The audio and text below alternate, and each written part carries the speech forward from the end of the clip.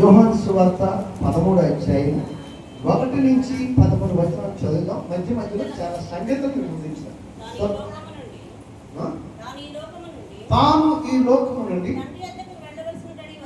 తండ్రి యొద్దకు వెళ్ళవలసిన గడియ వచ్చినని యేసు పస్కా పండగకు ముందే ఎరిగిన వాడే లోకములనున్న తన వారిని ప్రేమించి వారిని అంతవరకు ప్రేమించి వారు భోజనము చేయుచుండగా ఆయనను అప్పగింపవలెనని సీమోను కుమారుడు ఇస్కరియోతు యోధ హృదయములో అపవాది ఇంతకు ముందే ఆలోచన పుట్టించి ఉండగా ఉండెను గనుక తండ్రి తన చేతికి సమస్తమును అప్పగించిననియు తాను దేవుని యొద్ద నుండి బయలుదేరి వచ్చినని దేవుని యొద్దకు వెళ్ళవలసి ఉన్నదని యేసు ఎరిగి భోజన పక్కిలో నుండి లేచి తన పై వస్త్రము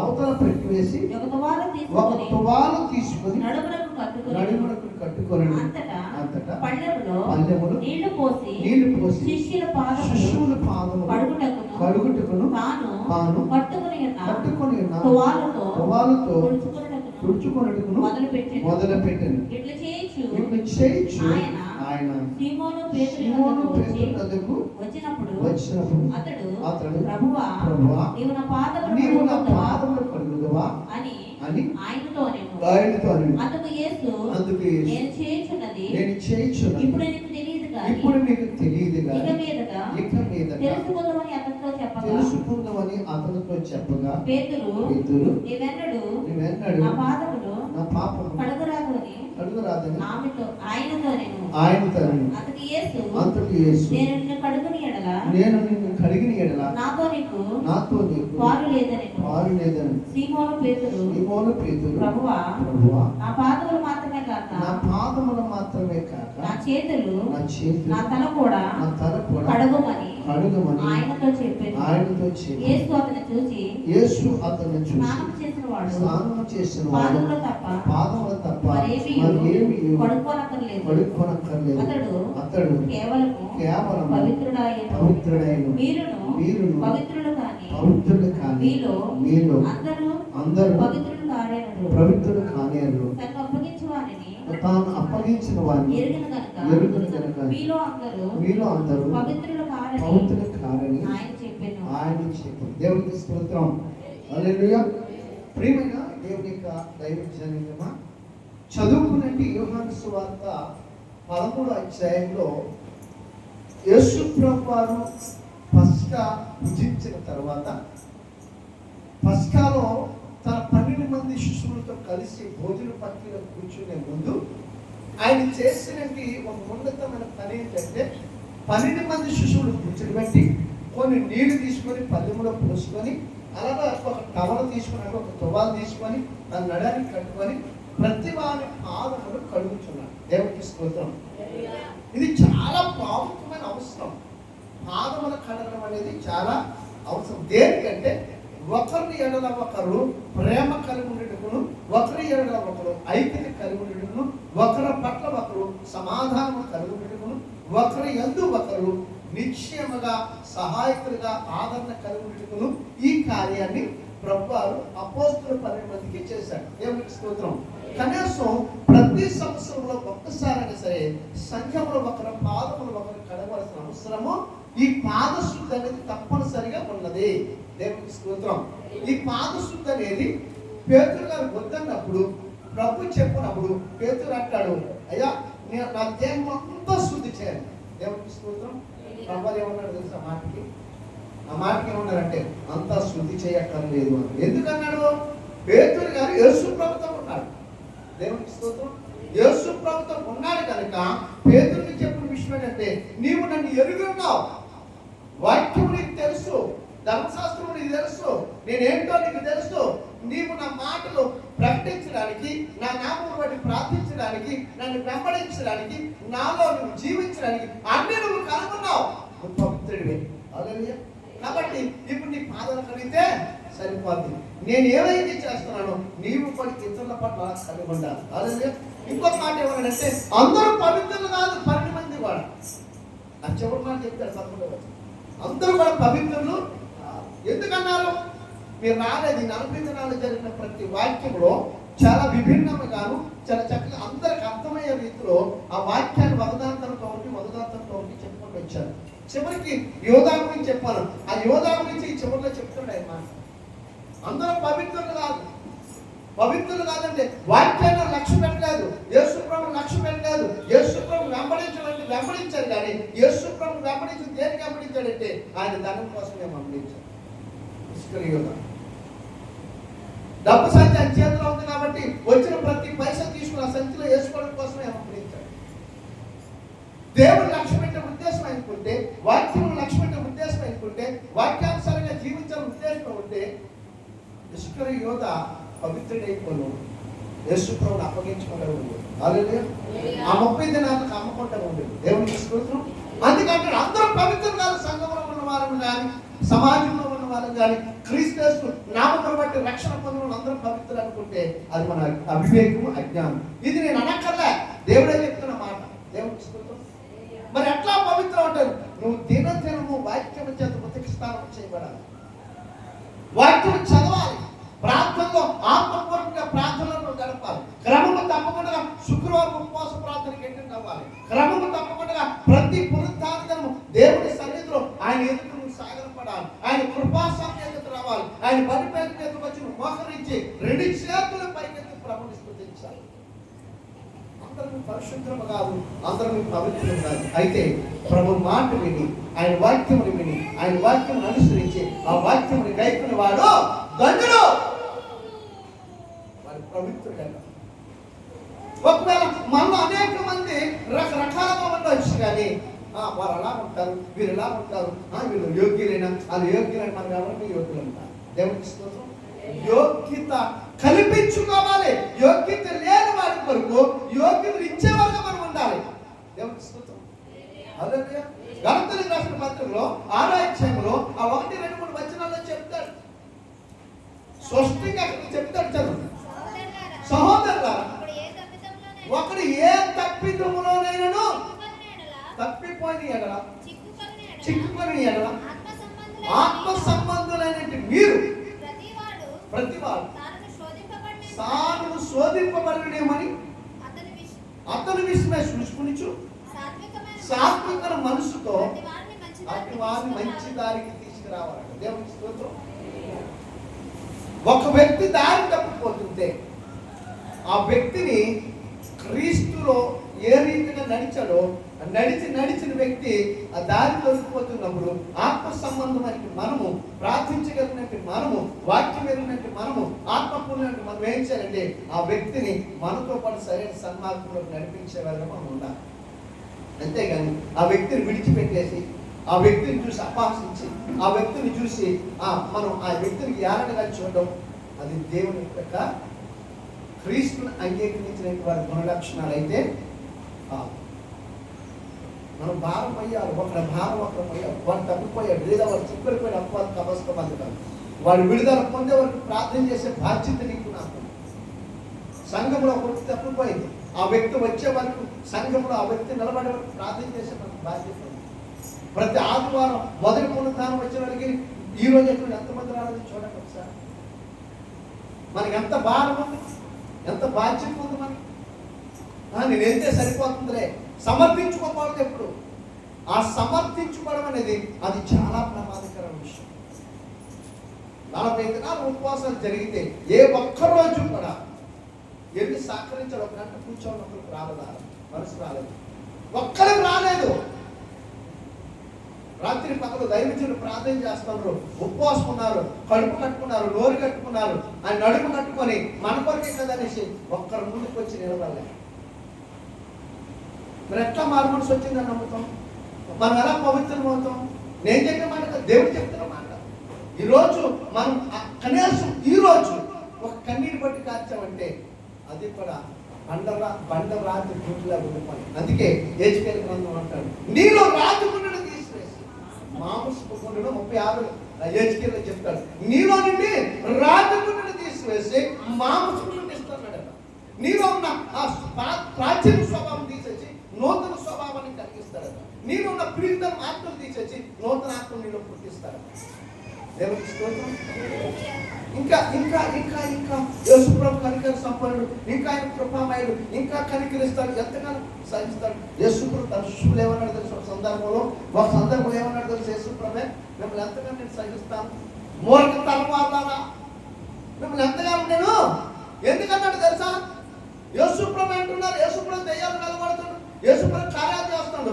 ఎవడో ఒక వ్యక్తి వచ్చి, అయ్యా మీ శిశువు దగ్గర నా కుమారుని తీసుకొచ్చాను, వాడు దురాత్మ చేత పీడింపబడి వాడు నొరగ కక్కుతుంటే వారు ఏమాత్రం కూడా దెయ్యాన్ని విడిపించలేకపోయి నా కుమారుడు ఓకే మేము ఎందుకు కలబడుతున్నాం అనకముందే ప్రభు మూర్ఖ తరము వాళ్ళారా, నేను ఎంతగానో మమ్మల్ని సహిస్తాను. ప్రార్థన వల్ల తప్ప మరి దేని వల్ల అది విడిచిపోదు. నువ్వు దెయ్యాలు ఎల్లగట్టక్కర్లే, నువ్వు అనేక ప్రాంతాలకు వెళ్ళిపోయి నేను ఆ కార్యాలు చేస్తాను, ఈ కార్యాలు చేస్తాను, ప్రభు నా ద్వారా నన్ను వాడుకుంటాడని చెప్పి నువ్వు చెప్పక్కర్లే. నీ కుటుంబంలో నీకు కష్టం వస్తే నీ ప్రార్థనకి జవాబు దొరుకుతుందని మనం ప్రశ్నించుకుంటే జీరో కనపడుతుంది. నీ ప్రార్థన నిన్ను బాగు చేయాలని పరిస్థితి ప్రార్థన అయితే, నీ ప్రార్థన నీ భర్తకి లేకపోతే నీ పిల్లలకి ఏదైనా చిన్న బలహీనత వచ్చినప్పుడు, భర్త ఉద్యోగానికి లేదా వేరే పట్టణానికి వెళుతున్నప్పుడు, ప్రయాణంలో క్షేమకరంగా మళ్ళీ తిరిగి వచ్చే వరకు నువ్వు చేస్తున్న ప్రార్థన ఫలం ఎట్లా వస్తుందో ఒక్కరోజున ఆలోచన చేస్తావా? మరి ఎలా మనం ఒకరిలో ఐక్యతకరంగా ఉండాలి సంఘం అంటే.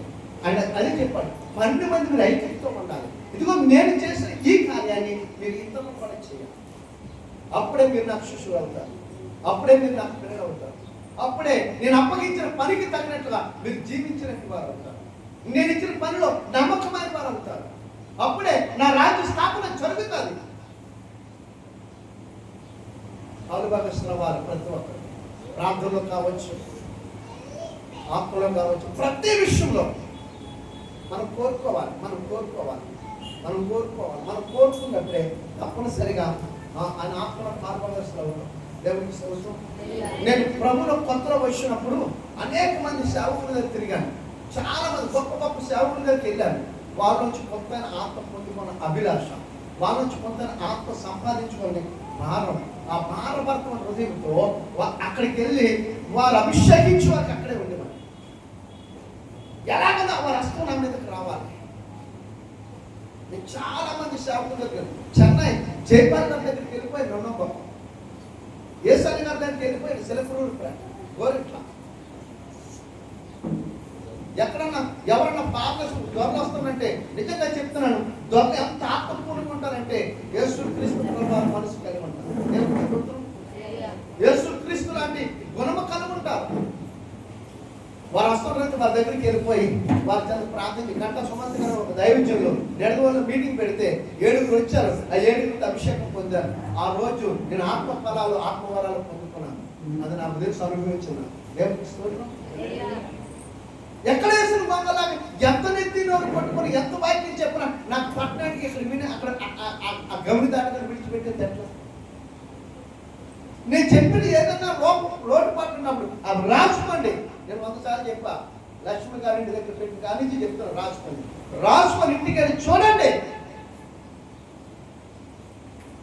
మనం సరి చేసుకోవాలి మన జీవితాన్ని. మనతో అయిపోలే. మన పిల్లలంతా కూడా దేవుని రాజ్యంలో ఉండాలి.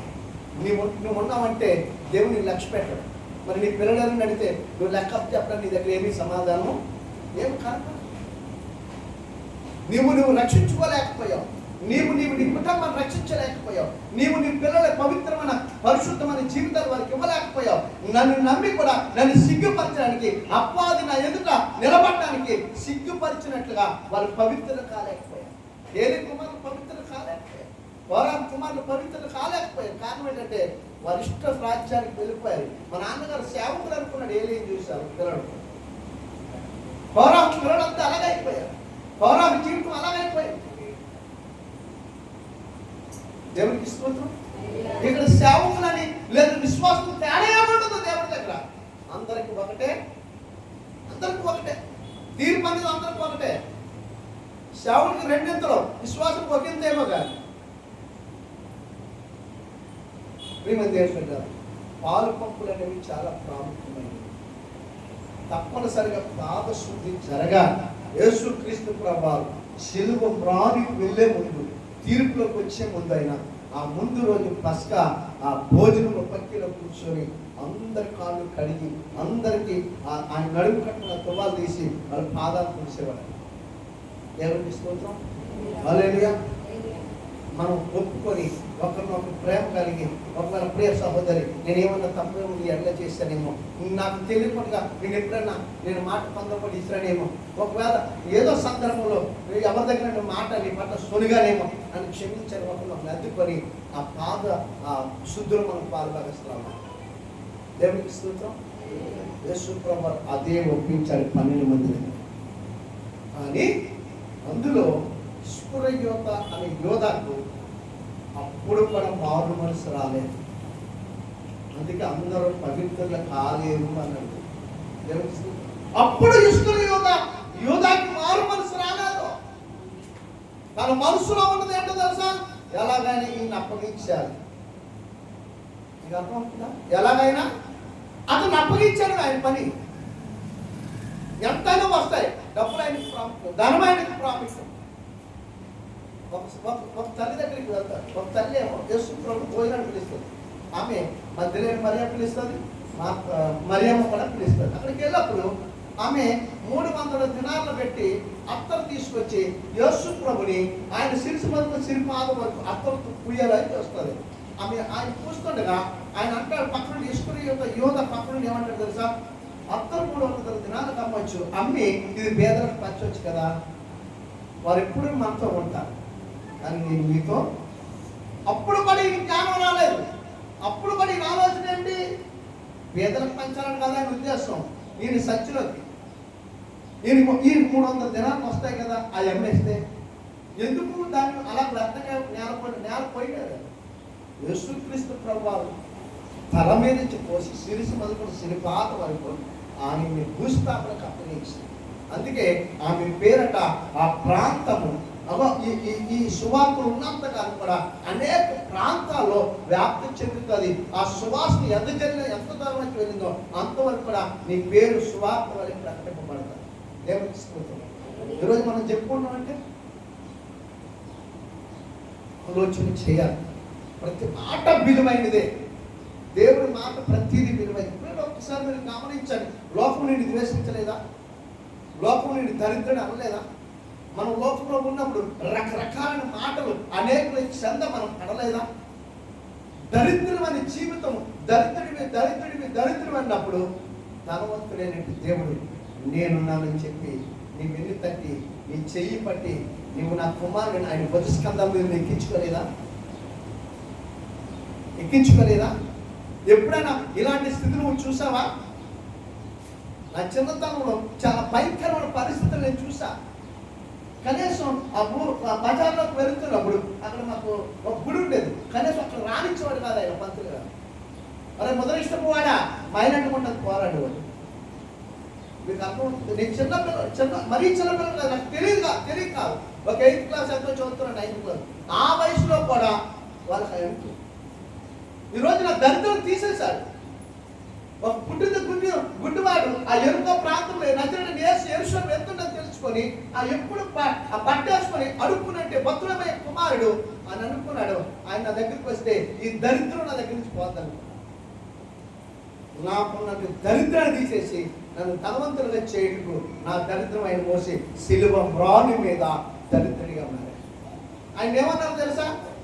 యూదుల రాజా దిగురా. ఈ మాటలు ఎవరంటారు? దరిద్రులే ధనవంతులు. క్రీస్తునందు ఉన్న వారు ఎవరు కూడా ఆ విలువైనటువంటి దేవుణ్ణి, విలువనిచ్చిన ఆ రాజుని, విలువను పెంచిన రాజుని ఎక్కడ ఎక్కించుకుంటాం? భుజస్కంధాల మీద కాదు, ఇక్కడ పెట్టుకుంటాం. కానీ కానీ నువ్వు పెట్టుకుంటావో పెట్టుకోవో నాకు తెలియదు, నువ్వు పెట్టుకుంటావో పెట్టుకోవో తెలియదు, కానీ నా రాజు, మన రాజు యేసయ్య నన్ను తీసుకెళ్ళి పరలోకములో నిత్యత్వములో ఆయనతో పాటు ఆయన కుడిపార్చున్న నన్ను కూర్చోబెట్టుకు ఆయన రక్షణ నీకు నాకు ఇచ్చాడు రక్షణ. ఈరోజు ఇచ్చిన రక్షణ ఆయన అడిగి తిరిగి తీసుకోలేదు. మారుతామని చూస్తున్నాడు, నువ్వు పరిపూర్ణ పొందుతామని చూస్తున్నాడు, నువ్వు పరిశుద్ధుడిగా ఉండాలని చూస్తున్నాడు, నువ్వు నిజాయితీగా బ్రతకాలని చూస్తున్నాడు, నువ్వు నీతిగా ఉండాలని చూస్తున్నాడు. ఆయన రాకడకు నీ కొరకు అనేక మందిని వాయిద్యపరచాలని చూస్తున్నాడు. ఆయన రాకడకు అనేక మంది నీతో పాటు కొంతమంది తీసుకొస్తామని ఎదురు చూస్తున్నాడు. నేను నుంచి ఆశించింది ఏమీ లేదు. ఆయన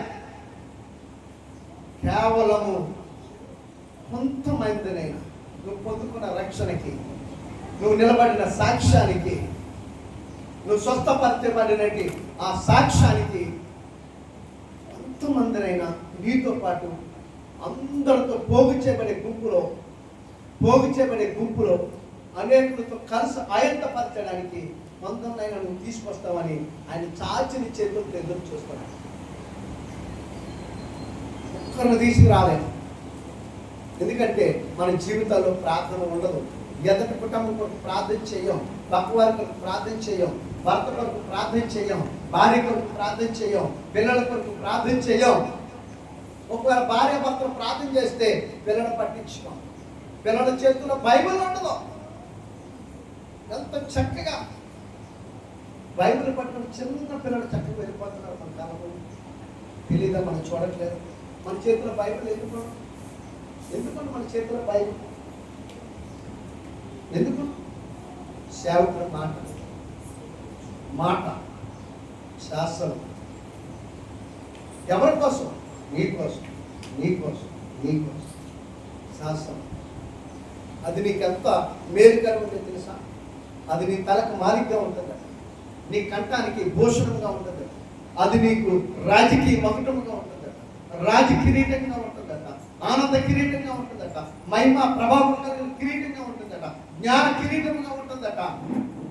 ఎంత విలువైన కిరీటాన్ని మన కోసం దాచుకుంటారు. బైబిల్ పట్టుకుని వెళ్ళడానికి ఏంటి కష్టం?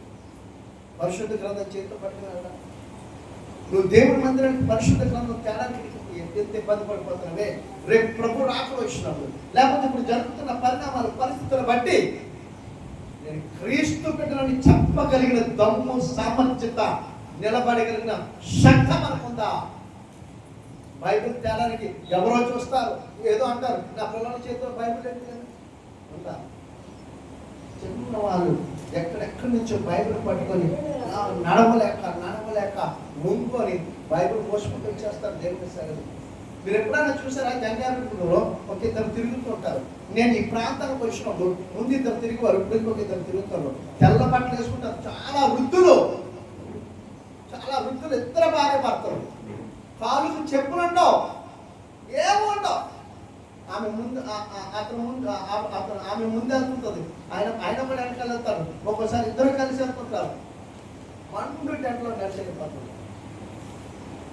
నేను మొన్న చూసాను వాళ్ళిద్దరు. మా ఇంటి రోడ్లో బైపాస్ నుంచి ఇంటికి వెళ్ళి రోడ్లో కొడాలి సత్యనారాయణ మా ఇంటికి వెళ్ళి రోడ్లో ఇద్దరు నడిచి వెళ్ళిపోతున్నారు. బాధ్యత, భారం, దేవుని పనిలో నమ్మకత్వం, విశ్వాసం, పరిశుద్ధత, దేవుని రాజ్య స్థాపన కొరకు వారు పడుతున్న ప్రయాసం. ఆ వయసులో వారి పిల్లలు ఎంత ముందు పెట్టరా? వాళ్ళకి లేక అన్నీ ఉండే. ఆయన సాక్ష్యం చెప్తున్నాడు. నేను నిలబెట్టి మాట్లాడితే వాళ్ళిద్దరు భార్యభర్తలు సాక్ష్యం చెప్తున్నారు. అయ్యా, మా ఊపిరినంత లోపున ఈ ప్రాంతంలో మమ్మల్ని చూసి కొంతనే మార్పు వస్తుందని ఆశపడుతున్నామయ్యా. అందుకే వీధి తిరుగుతున్నాం, అందరికీ చెప్పని ఆశపడుతున్నాం, పిలిచిన వారికి ప్రార్థన చేస్తున్నాం, వస్తున్నాం. బైబిల్ మిషన్ సంఘాలకు వెళ్తారట. అది ఇక్కడ కాదు, మళ్ళీ అది వెళ్ళేది ఇక్కడ కాదు, చేపురం దగ్గర ఎక్కడో చెప్పారు. అక్కడ నుంచి వారంలో 2-3 సార్లు వస్తారట ఈ ప్రాంతం. దేవుడికి స్తోత్రం. హల్లెలూయా. ఇంతకుముందే దుండేవారు, వాళ్ళు వృద్ధాప్యులు అప్పటికే బాగా వృద్ధులై ఉన్నారు. దైవాధార దగ్గరికి వెళ్ళేవారు.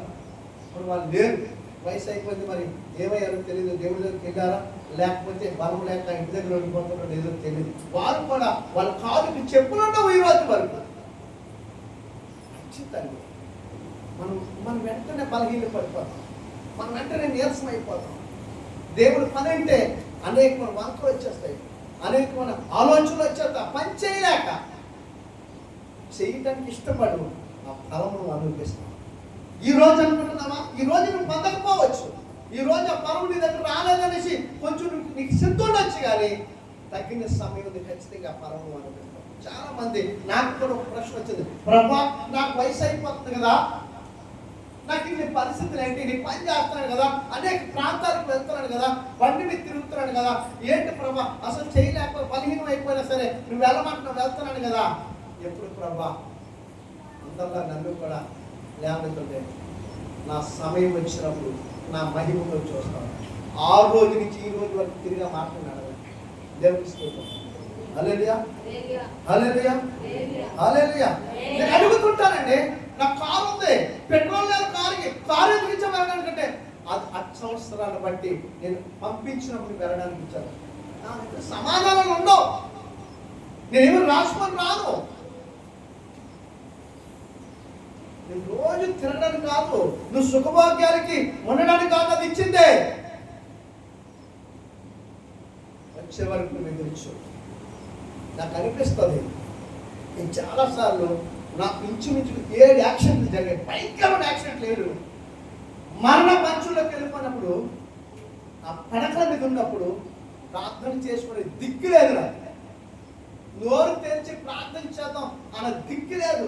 మాట రాక, అమ్మాని పిలవలేక, నాన్నని పిలవలేక, ఏమన్నా దిక్కు తోచలేని పరిస్థితుల్లో అప్పుడు నాకు ఉపయోగపడ్డది అనిపించింది.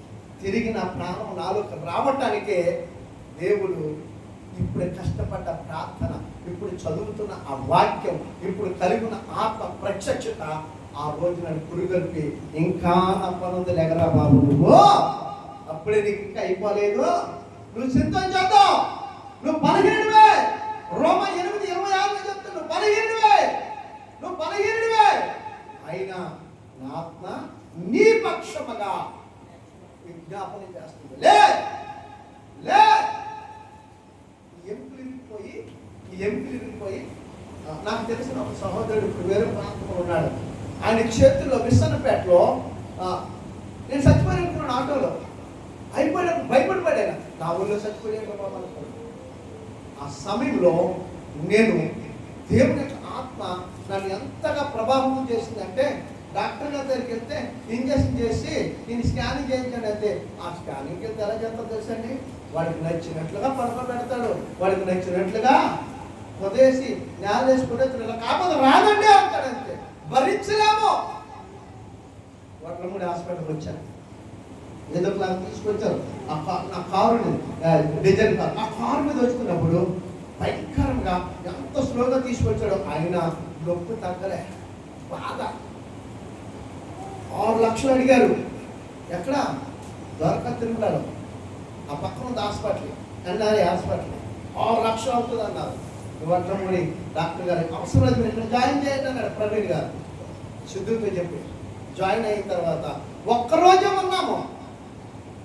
పెట్టిన రోజు ఆ మధ్యాహ్నం నుంచి ఏదో ఒక కష్టం వచ్చి బలముగా వచ్చి నాలోకి వెళ్ళి సత్సంటే ఎముకలన్నీ కదిలినట్టు కనిపించి ఇటు పక్క బతకూడదని చెప్పినట్టు డాక్టర్ అమ్మ గారు. నేను ఒకేసారి అక్కడ ఒత్తిడి పడుకుంటే ఏంటి ఇటు పడుకున్నారంటే నాకు నొప్పి లేదమ్మా, సాయంత్రం సాయంత్రం ఈ టైంకి వెళ్ళాను, రేపు ఈ టైంకి వచ్చేసాను. కనీసం 15 రోజులు 10 రోజులు ఉండవలసిన నేను ఆ ప్రార్థన అలాంటి సందర్భంలో నీకు ఉపయోగపడుతుంది. నువ్వు వచ్చే ఈ ప్రార్థన, నువ్వు చేసే ప్రార్థన నువ్వు చేయలేని పరిస్థితుల్లో, నువ్వు లేవలేని పరిస్థితుల్లో నీకు సహాయకులుగా ఉండి, ఇదిగో ఈ స్థానంలో నన్ను నిలబెట్టినగా నిన్ను ఆ స్థానంలో మోకరించడానికి నిలబడ్డానికి కృప చెప్తాను. ఊరికినే పోదు, నువ్వు బలం ఉన్నప్పుడు ఇచ్చాయి, శక్తి ఉన్నప్పుడు పోరాడు.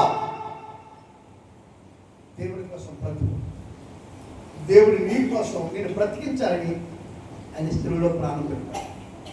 నువ్వు బ్రతకటానికి ఆయన చేసిన త్యాగం ఎంతో తెలుసా? దాన్ని చెప్పలేనంత. ఆయన పట్టరాని పాటలు, అవమానాలు, నిందలు, వెలువై పట్ల త్రోసిపోయి ఇన్ని జరిగినా నా బిడ్డలకు రక్షణ వా, ఇన్ని జరిగిన నా బిడ్డలు ఈ దరిద్రంలో నుంచి, ఈ లోకంలో నుంచి ఇలా అంధకారంలో తీసుకొచ్చి ఇదిగో ఇది నా బిడ్డలకు స్థానం, ఈ సింహాసనం కూర్చోబెట్టాలి అని గొప్ప గొప్ప వాళ్ళు, ఈ లోకంలో గొప్ప గొప్ప వాళ్ళు, గొప్ప రాజుని హింసించిన నోరు మెదపలేదండి. నోరు మెదపలే. ఇదంతా ఎవరి కోసం సహించాడు తెలుసా? నీ కోసం, నా కోసం. దేవుడికి స్తోత్రం. హల్లెలూయా. నిన్ను నన్ను ఆయనతో చూడాలని అంతా సహించాడు. అందుకనే పాదశుద్ధి, పాలు పొందులు, ఆత్మలో పాలు పొందులు, ఆయన రక్తమాంసాల పాలు పొందులు పొందుటకు యోగ్యతని ప్రతి నెల మనం సంపాదించుకోవాలి. ఇచ్చాము, వెళ్ళాము కాదు. ఖచ్చితంగా నువ్వు పొందుకోవాల్సిన దాన్ని పొందుకుంటే తప్పకుండా ఆ దేవుడు నువ్వు అనుకున్న దానికంటే అత్యధికంగా నేను ఆశీర్వదిస్తాడు. తగిన సమయంలో నీ పక్షమున ఉండి నీకు జయము చేస్తాడు. దేవుడి కొద్ది మాటలు దీవించి ఆశీర్వదించునుగాక. ఆమేన్. ఆమేన్. హల్లెలూయా.